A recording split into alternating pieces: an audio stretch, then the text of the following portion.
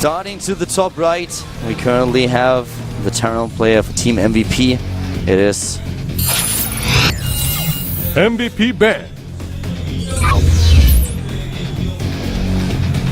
There's a shot of him. And starting to the bottom left for CJ Entus, we of course have CJ Entus Hero. One of the most successful crosses to switch over to Starcraft 2 from Brood War.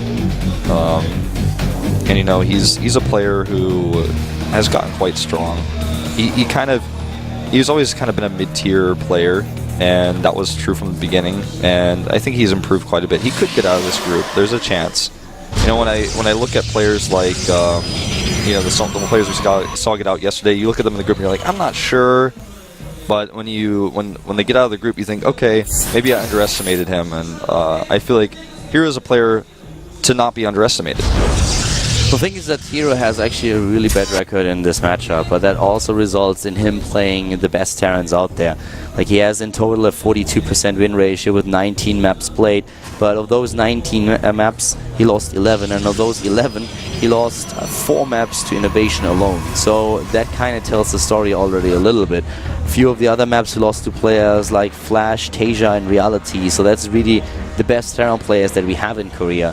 And that's one of those examples where statistics only bring you so far. Yeah. So he's not the best player in the matchup, but he goes up against the best Terran players in the world on a regular basis, and that definitely gives him a lot of experience.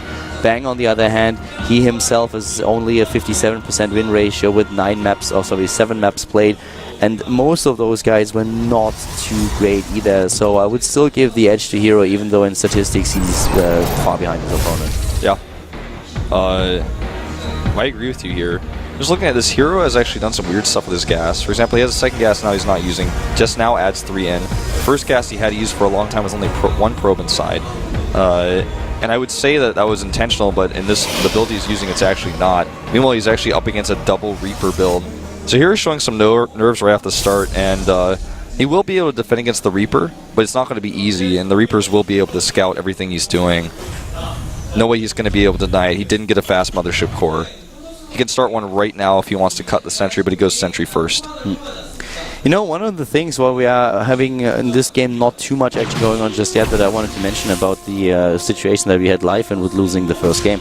Keep in mind that this is the only Zerg versus Zerg that he has to play today. Yeah. So he kind of could have focused on the other matchups and said like, okay, I know that my ZVZ is maybe a little bit shaky, but let's just focus on the matchup against Terran and against Protoss and take it with that. So just a little bit of a reminder here that this was the only mirror match for him. That's very true. Here come the Reapers coming in from the backside, and actually they're totally missed here, and they will be able to get a probe kill, maybe even 2 here. Gets the second one, Mothership Core out just a second too late. Nicely done. Yeah, definitely. I mean, he saves both of the Reapers. That's really important already. And on the other hand, we have for Hero a very early Forge in the game. This is one of those builds that we see quite often, going into the early Forge, and then you can just make sure that you get the upgrade advantage over your opponent. And as you can see, Bang doesn't even get an Engineer Bay. Yeah. You know, Hero tried to delay the Command Center building, but he finds out, very unfortunately for that Zealot, that the Command Center's on the high ground, and the Reapers go home. But yeah, the upgrade advantage that you're talking about is really, really important in this matchup, especially when we go to the mid-game, where suddenly some engagements across is 2-2 versus a 1-1. A Terran makes it very difficult to engage. Robo follows after the Forge, goes into the +1 armor upgrade, and with the Robo alone, he will be able to get out the first Sentry. Oh, nice. First 12, of course. Takes down one of the Reapers here. I'm really interested to see what kind of tech he's getting out next. Bang is just trying to poke a little bit with a few Marines on the map. Usually what you try to do as a Terran player is just bait that energy out, the photon overcharge. You cannot really hope to do any damage with this. The Marines will go in there, and the problem that you really have is if you go in too deep, then the Mothership Core will just drop the photon overcharge, and you're going to lose a few of those Marines. Yeah, it's true. He will lose several of his Marines here. The question is, does he try to target anything down? Actually, this is really nice by both players. Neither overcommitting. The overcharge is not used until he has to, and also the Marines don't commit. Even picking off a Zealot here. Widowmine, very, very dangerous. He has to be careful about that before his observer's out. I mean, can you really see how reluctant Hero is to drop the photon overcharge? He doesn't want to lose the energy on the mothership core, and that's something that we see from most Protoss players, that they really just want to force their opponent back with nothing else but their units, and he is able to make that happen. Yeah, that was really, really nice play by him. And you know, a possibility he was thinking of is once his next few units come out, he can even use the time warp to slow and kill all of those Marines and trap them all once his observer was out. So that's a really good choice to save his energy. Now he can use it for drop defense. Speaking of which, drop in the main here. There is one photon cannon, but it's not going to be enough. He needs to send units back to use the overcharge. Here comes the overcharge into play now, and the medevac moves back immediately. But we have to the bottom right another engagement, and the Widowmine taken out. The observer already granting vision. And that was just one of those things where I have to say that Hero is definitely the player who's a little bit more experienced. The mothership core is actually one of those topics where a lot of people are talking about these days. In this particular matchup, that they think the mothership core takes away a lot of the potential early game aggression, and you could just see why. Yeah, exactly. I mean, even with the boosters on the medevac, it was really hard for Bang to get anything done here. But great multitasking by Hero, even picking off a few of those Marines and got the Widowmine at the front. 1 second, Widowmine does join, and a Warp Prism is on the way. I don't think Bang can engage this. He has a strong army, he has the Widowmine, but there's too much Protoss here. Yeah, he cannot possibly take this. With the Photon Overcharge alone, that would already end. But he doesn't have a lot of production, so he needs to be careful that he keeps his units alive. The +1 armor upgrade is done though, keep that in mind, as Bang is now going into the double engineering bay. A nice snipe on the observer, which means the Widowmine is all the more scary here for Hero. He's really starting to push those upgrades out right now. Double engineering base not even started yet, as mentioned before, and with this a second observer here, he can actually come and push this back. Even with Guardian Shield alone, he can fight these Marines. The Marines need to pick up and run away. Yeah. I actually think that Widowmines that run away look probably about as silly as Queens. Yeah. It's not exactly the same, they're a little bit faster. I mean, what isn't? But still. The Snail is faster. Yeah, of course, didn't you know? Yeah. Snail's movement speed is much higher. Think about it, even the Overlord is faster. The Overlord is already slow as. Well, this is a bit of a reluctant drop here. He's looking at that cannon and he's thinking, I'm not so sure about this. He does have a Widowmine. Actually, I really like the Widowmine position he has to the north of the main base because he can catch Warp Prisms and things flying out of there. And the whole here comes that Warp Prism. Didn't really do a whole lot so far for Bang. I mean, Hero was always present with his units. He's going into the second forge on his own now. The Warp Prism in the main base, and that is already a really annoying fight. But I love how fast he pulls his SCVs here. He sees immediately what's going on and he doesn't lose too many harvesters. So a really nice move by Bang as well. Is able to defend here. Warp Prism still trying to escape, and a nice attempt to actually drop the Warp Prism. Yeah. That was pretty cute. Yeah, he may actually, well, he could have chased it down even further, but he decides not to. I like Hero's position a lot simply because he's been able to get away with his upgrades. The second forge coming out here, he will be able to start 2-2. He gets Blink, he's adding those gateways now. I mean, he survived off of one gateway for so long with really good micro, great control. And one thing I like about Bang's pressure is he never overcommitted. He never did that crazy drop into the main where he's hoping he can get away with something and loses his medevac and finds himself behind. So he still has a decent army. Every time I see Bang actually playing, I wonder where his nickname comes from. If the guy just watched too much porn or if it was Kill Bill. Yeah, I'm not sure. I just imagine him as that flag that says Bang out of a fake gun. Ah, nice one, yeah. Well, yeah, we have a nice engagement, actually. Yeah. Talking about nice, that was a pretty good move here. But Bang is trying to get in position. Now I always think about bang bang, they shot me down. Yeah, I know what you're saying. So maybe you watched a little bit too much Kill Bill. It could be. I really like how Bang is trying to engage us. He does the triple drop. And there's no observer actually to spot for this, and Hero's not sure, so he moves back. The lack of the combat shields really being the crux of this, because if he had combat shields, he could have committed to attacking those Colossi a little bit more. I love those cannons, so many. You just see those on screen. He has by now 3 in the main base. And that really shuts down the drops too. So the combat shield coming in, as you already said, the +2/+2 for both players, active a little bit faster here for Hero. And I actually have to say I like Hero's position. Yes, the third base is a little bit faster for Bang, but just in general, what Hero has shown us in this game so far looked very solid. And just even to see how this one cannon here makes such a big difference on the defense. Good blink forward here. And Bang's army is so low on hit points, and Hero knows this. He sees with his observer. He can actually commit to engaging here. He needs to make sure he splits his Colossi. That was so well done already. The Vikings are starting to kite a little bit, but with another blink forward, he could actually snipe one of those. He's trying to use that. With another stim, the army would be so low on HP. And Hero is just doing a great job overall. I mean, they are both still in the position where they have the same supply. But that works so well right now for the Protoss player who goes into 2-2, into Charge, into the Templar Archive. Once that Storm is out, I feel Bang has a serious problem at his hands. And the other serious problem he's going to have at his hands is the 3-3 upgrades, which are now being Chrono Boosted out. The 2-2 only halfway done here. He doesn't have Chrono Boost, unfortunately for him.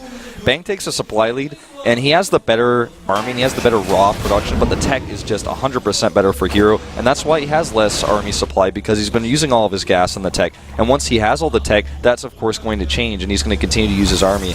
And keep in mind that one of the big problems that we have here for Bang definitely is going to be his anti. There are so many Colossi already on the map that with 4 Vikings alone, he's not going to achieve a lot. There comes the forward scan trying to take down observers and make sure that that drop is not noticed. But right now, I don't know, if Hero commits to anything here, he might be able to start to push through slowly and steadily, especially with the upgrade advantage that he now has. Yeah, you know, I wonder if he'll just take a 4th base. He's moving a pylon over near the 4th. But like everything you just said is absolutely true, though. He has the advantage in the tech so much so he can attack before ghosts are ready. His observer's already seeing this. He sees that there's actually an overcommitment to Vikings because he doesn't need that many. Well, actually, looking at it again, he still does have 5 Colossi. He never lost any of those, and that's a big problem. Nice drop here at the 3rd base, really making that work. The cannon, of course, helping against it, but he's taking down a few units. Lost a couple of Marauders as well. The question, of course, being if that was really worth it, but I feel with the Harvesters that he took down and also the time that he bought himself here, that was okay. You know, Hero just has the much more expensive units. He has 3 High Templar already, 5 Colossi, and he can even try to do a Storm Drop or something with the position he's in right now. He's getting Warp Prism speed, so he may even go for that. Bang is not really able to do damage, but I like his choice to take a fast 4th here, because if he can hang on to 3-3 and hope for those good EMPs, that may be the best thing he can do right now in this game. Dark Shrine coming into play now for Hero 2. And Dark Shrines are always awesome if you just want to harass your opponent a little bit and draw his forces out. We've seen so many Dark Templars able in the past to really do something against an opponent. And that is one of the things that Hero didn't really attempt to so far. I love the double Warp Prism that he has on the map, but he did not really harass a lot. He tried at the beginning, but since then we haven't seen anything. You know, one thing that's true here is that the observer of Hero saw that the 3rd base of Bang does not have turrets. And his Warp Prism that's over there could just be for DTs to try to do some damage to that worker line. We could have a big engagement before any of this happens. Plus 3 armor is about to finish for Hero. Yeah, well, Hero has to do something. He's on 3 bases against 4, and he knows that he made a conscious decision to not go into a 4th base, but to just start to attack. And now he has to come through that. He's blinking forward, taking down those units. Their Storm is good. The EMP a little bit too late, but taking at least away some of the shields. So many Vikings on the other hand, and they take down those Colossi one by one. The Protoss player dropping in supply. Bang is chasing him across the map suddenly. Bang had the much better concave, and there were really, the storms just were not so much there, and the Vikings taking out those Colossi so quickly. I cannot believe that Terran army, though, beat a 3-3 Protoss army with only 2-2. It's just the concave is the positioning. His ratio of units seems to be better. And now Hero is in the dire straits because he doesn't have a 4th. The 4th of his opponent is secured. And this run-by, is it really going to turn the tide of battle? How much damage can he really do while his opponent's on the defensive here? You know, it actually could do a lot of damage here. Just look at those Zealots going to town in the mineral line and the rest of them moving into the main base. These are just Zealots that we've seen over and over again in every single matchup doing so much for a Protoss player. And also he has such a bank in minerals, and that's the only thing that he can do. In an army composition later on, the Zealots are not going to do a lot, but if he sends them into the mineral lines, he could actually achieve quite a bit here. He's trying to buy himself time. He's setting up a 4th base now, but Bang is already in a spot where he knows what's going on, and his own 3-3 is going to finish soon. I would like to see a DT run by at the 3rd base. So Warp Prism is actually moving towards that location right now. It goes into more towards the main, and there are 2 turrets there waiting for him. No booster on that Warp Prism. He's actually potentially lose it. Yeah. That's rough. Yeah, that Warp Prism is immediately being shut down. And the position for Bang is getting better and better. Like, Hero at the beginning didn't take any losses against the aggression of Bang, but that one fight suddenly turned the tide. Hero made the choice of not going into a 4th, went on 3 bases with his army, and Bang just shut it down. And with the repair, he might not be able to hold the bunker here, but he is at least buying himself the time to send units over. Good storms here, meanwhile, during the south, but one EMP hits those Templar. Yeah, that EMP actually hit like all the Templars that were in sight, but we still have another few left that have enough energy for a storm. Storm is excellent here. This could actually change the entire game. That was a beautiful storm. Killed so much everything else in the red. He had no idea that storm was going on. Yeah. He moved back with the units and focused on the defense at this third base, and then he suddenly realized, oh wow, there's actually a storm going down on my units. When he jumped down, he lost already quite a lot. Double Stargates going down here, and to be honest, he's adding another Dark Shrine. He's not that behind. Yeah, you know what we say, like sometimes you're just so far behind you need to. The Stargates, did they just get cancelled? No, he finished those. Do you think he's going to go Tempest here? We've seen Tempest on this map before. A beautiful storm here again, and Bang, he's got to be splitting his units. He should not be allowing these feedbacks to happen either. Wow. Have you noticed, like, you know, all this game here just keeps doing these little blink attacks where he kills a unit and blinks back? That kind of micro can really add up over the course of a game. Yeah, but he also cost him a few Stalkers earlier. I feel that Bang actually is about to throw his advantage away if he hasn't already. We have him now going into a 5th base, and that definitely helps. But if he doesn't include, like, he needs better snipes. He needs to shut those high Templars out, because Hero is making a great job with his micro. He always has a Templar in position. He's starting with his run-bys, and Hero is starting to stabilize and turning the tide of the game. Fleet Beacon coming down here. Looks like we are going to see Tempest after all. If we saw carriers, I might have to actually stand up, run down in the booth, and ask Hero a question while he's playing the game. But good cloaking here and also good EMP, but it's not going to be enough. These Zealots are definitely going to do some damage. Yeah, they are, and this is really unforgivable because Bang already saw those. They killed the Marine at the bottom right, and the only chance that they had was just move to the top. So I'm not quite sure what Bang is currently trying to do in order to shut this aggression out. For him, the big problem really being that he should have never allowed his opponent to get those double Stargates and everything in the first place. Yeah. He's trying to push through and end the game here, but Hero is just getting in a better and better position after so far behind in the game early on. Oh, that's an excellent really storm impressive. again. You're so right. He continues to wear down the economy of Bang with these run-bys. It looks like Bang may finally commit, but I feel like he doesn't have to. I'm not so sure why he wants to attack so directly into all these Templar and the cannons. It'd be better to see a big drop or an attack at the less fortified base on the left side. The reinforcements for Bang, the bank that he currently, for Hero, the bank that he currently has is just incredible, and he gets all those high-tech units now into the game. He's going for the Tempest, and we have him with additional Archons here. Also, not skipping on the Colossi. It's just such a massive, massive army that he controls, and he's maxed out. Bang is falling down in supply, and that 5th base, that's not going to do anything. This could be actually an opportunity for Bang, but he's too slow on it. You know, if he had engaged next to a planetary, he might have been able to help him out. His SCVs are not nearby. This is not an engagement he can win, although he does get decent EMPs. Where are the storms? He gets great EMPs, but still, that's such a beefy army, and he's moving in his 3-3 versus 3-3, but shield upgrades also coming into play. Bang is once again able to shut this army down. On the other hand, the storms were not there, and that's what he needed. But Hero, is he done just yet? Look at this Bang, he can still reinforce. That one storm actually saves him. I mean, he could have lost so much more there. Tempest adding here, this becomes a bit of a concern for Hero because the Tempests are not going to be big damage dealers. They are very expensive, but his army is actually much smaller than Bang's right now, so he needs to keep doing run-bys where he can build up that Tempest count, get his Templar back out. It's actually funny, like every big engagement that we had, like the massive ones, Hero's unit control was not top-notch. But as soon as he's behind, suddenly he turns around and becomes this micro monster who wins all the fights, who drops the perfect storms and gets back into the game. And when he has a supply lead, then somehow he is not able to make that micro shine. So he lost his bank again. He's now nearly on the same supply as his opponent, but Bang has another chance to take this game, even though he's on 4 base against 4. Yeah. And as you can see here, the Zealots are shown once again. This time, Bang moves back. This time he's very aware. He's not going to allow them to do damage. Both players are just sitting back trying to remax, and Bang, since he's remaxing with less expensive units, is able to do so faster. But Hero is adding the Tempest in quite nicely. He's now up to 4, soon to be 6, with +1 attack and +2 shields nearly completed. So his Tempests are going to be quite beefy. And those bases in the middle of the map, those are where the Tempests are really going to shine because there's a lot of dead space for them to camp on, and they can start to do damage there.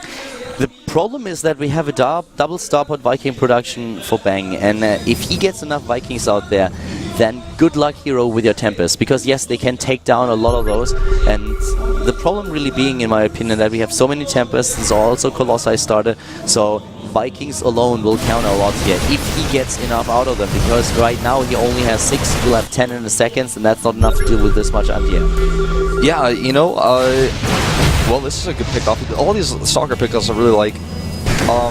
The Tempests are very, of course, vulnerable if they get caught out of position for a second, but if Hero can be extremely careful, make sure he can zone out the Vikings with Storms and Stalkers, he may be able to make the Tempest work. This is a composition we don't see very often because it's still kind of under experimentation. In total in this game, by the way, 33 Harvesters killed by Hero. Hero losing another Stalker. That's a problem if you go for these blink aggression. You can always snipe a unit or two, but if you're not careful, you will lose a Stalker, and then it's really just not the best trade for you. There's a lot of ghosts on the map right now. He's adding 4 more. He goes up to 14. That means so many EMPs. Not a ton of damage output on those ghosts on the other hand. I really like how much Bang is currently scanning. He knows exactly what's going on in terms of army, and he knows, of course, that his opponent has a very heavy Tempest composition here and is going into the Colossi as well. Exactly what we talked about just a second ago. So he's going up into Vikings, nothing else but Vikings. And with all those Vikings that he's building right now, he should be able to take down a huge chunk of this army. Again, Hero's multitasking is showing through. He's forcing scans here. He's attacking multiple locations. He sends another wave of Zealots. Multiple locations. Takes out the bunker, killing SCVs here. And over on the right side, he's going to kill some more as well. He's going to get this turret. And the Stalkers continue to pressure here. The Tempest count now up to 6. Looks like that's what he's going to settle on. But now he lost a few of the Stalkers too, and that is the problem that we've been talking about earlier. Once his Stalkers get caught in cooldown, you have a problem on your hands.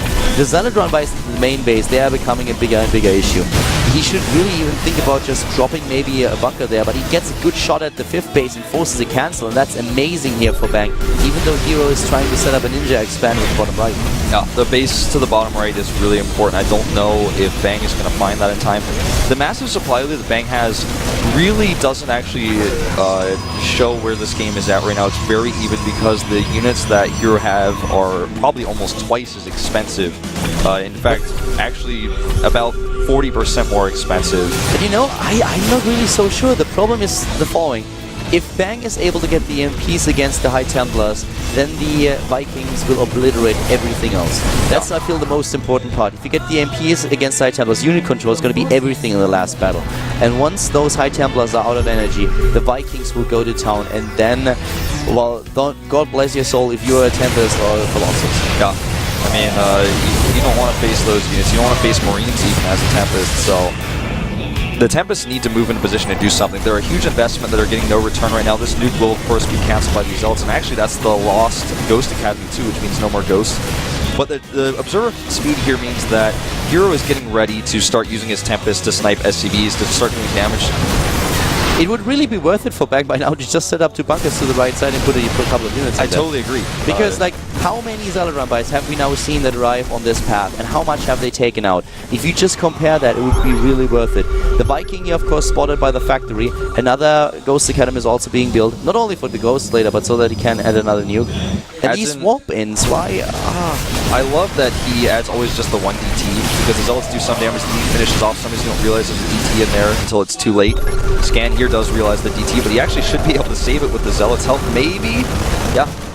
Well, DT's over here doing damage as well, and he kills the turret, which means a planetary will fall. Yeah. And here come those Tempests. Wow, there was also a storm apparently. Just look at those units, all of them already on half HP, and that's exactly the one thing that Hero needs.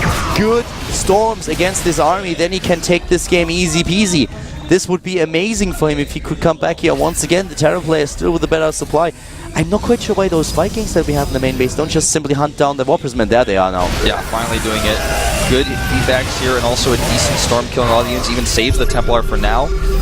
I like Hero's position a lot. Now it seems like there's just not enough for the Tempest to be shot down. The DTs continue to kill base after base. He's not remaking his turrets. Uh-oh, Bang seems to think that he has forced an engagement. Those storms! And with those storms, it's going to be so... No, there is no way. No splits, it's too slow. No way. No unit split, no dodge, no nothing. Bye-bye Vikings. And this is exactly what we said earlier. If the storms come through, it's game over. The EMPs weren't there. GG! And Hero, he takes it. Bang, he had it the advantage several times, but Hero is the victor in our second game of the day here at the WCS Up and Down Group B. To be honest, that was, I think, the best game I've ever seen on Guangali Beach.